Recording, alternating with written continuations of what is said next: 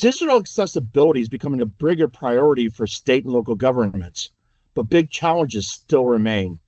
By April 2026, many large public agencies will need to meet new federal accessibility standards. I'm Thad Ritter of GovTech, and I spoke with Mike Teeters from Tyler Technologies about what governments can do to prepare and where they're already making progress. Mandate requires states to make all their digital products and services accessible to people with disabilities by April 2026. Do you think that's going to be a problem for state and local governments out there? Do you think they're going to be able to meet that? I think it's a great goal to have in place. And I know, at least with the customers that we work with, there's a real focus and action towards meeting that deadline. The reality is that I think there will probably be challenges in meeting that deadline across the board. And I only say that again because of some of the aspects that we've already talked about with legacy systems and funding and challenges around that. But I can tell you, at least from a Tyler perspective, we are on board with all of our solutions, right? So there's a huge focus for us. It's something that we've really taken to heart. We have a whole accessibility program in place at Tyler, which is geared around ensuring that we can meet that compliance, right? So our customers will at least know their Tyler solutions are going to be compliant. And let's face it, it's one less thing that they have to worry about. As we head into 2026, what do you think are some of the biggest gaps when it comes to digital accessibility and equity, especially when it comes to people who have disabilities? Legacy systems, right? We think of legacy systems that are these line of business systems that were in place.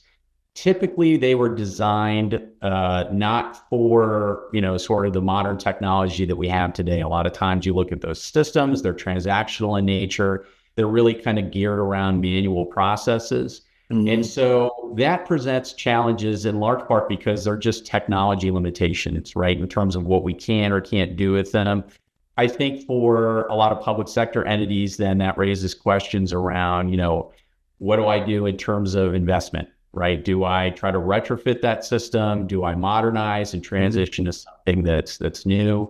And I think typically what we see is a lot of the catch there is they're looking at risks associated, right? A lot of times those are core systems. Yeah. So there's this idea of risk mitigation. And that just naturally leads to some inertia. One of the challenges we have is just really the basics around this new technology. Okay. Right? Understanding how to take advantage of it, how to use it.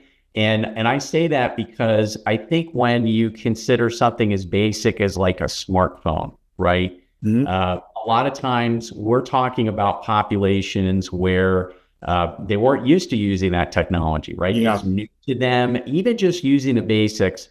And I'll just share anecdotally for folks.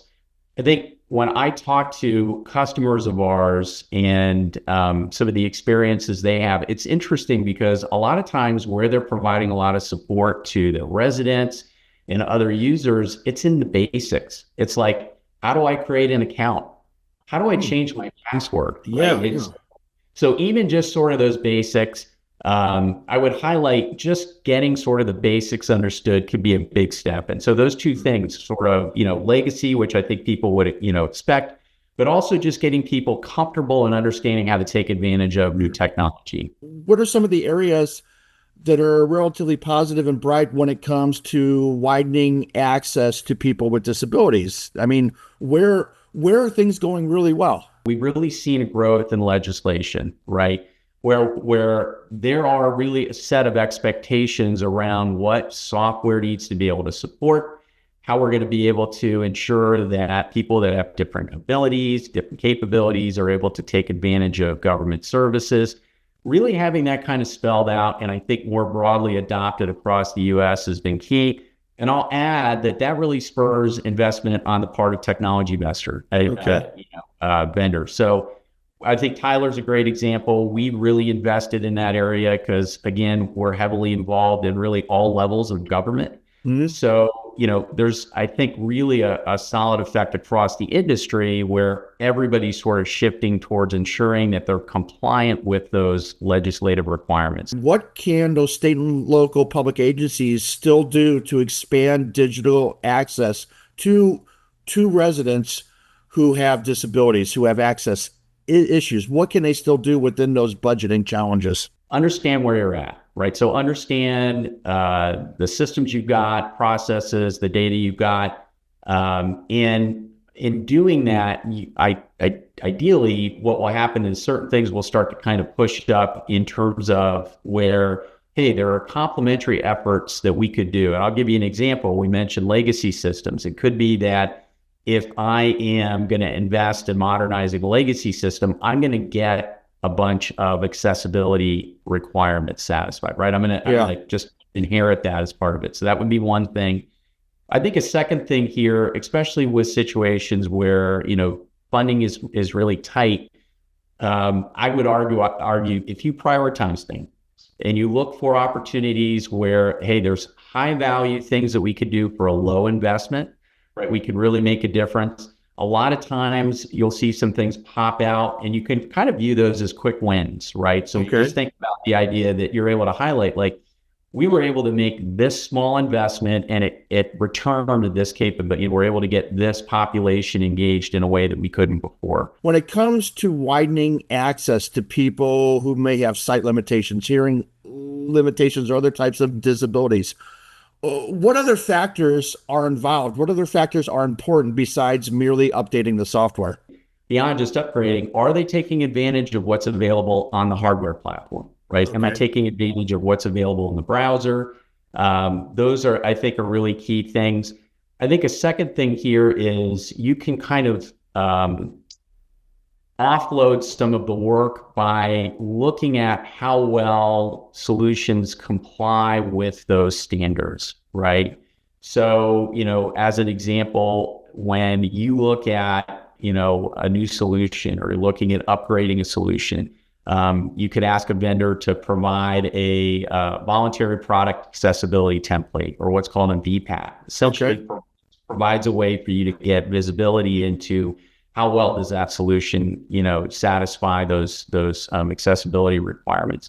So again, just thinking of some different ways that you can really get your hands around how well are these solutions able to address the needs of these, kind of varied audiences that really need, greater accessibility. If we were having this conversation, say, a year from now, what do you think we'd be talking about that we're not talking about now? Or what would we be talking about more? If you think about security, right? If you go back a decade or so ago, I think most of us can remember security became a huge thing. Secure applications, right? Security really became kind of a big focus. I would argue that accessibility is now like got a seat at that table. Like we're thinking about it, right? It's something that's very active. At Tyler, kind of maybe using us as a little bit of a proxy for the industry. We view this as kind of a core thing. I mentioned to you, it's built into the way we do design and development.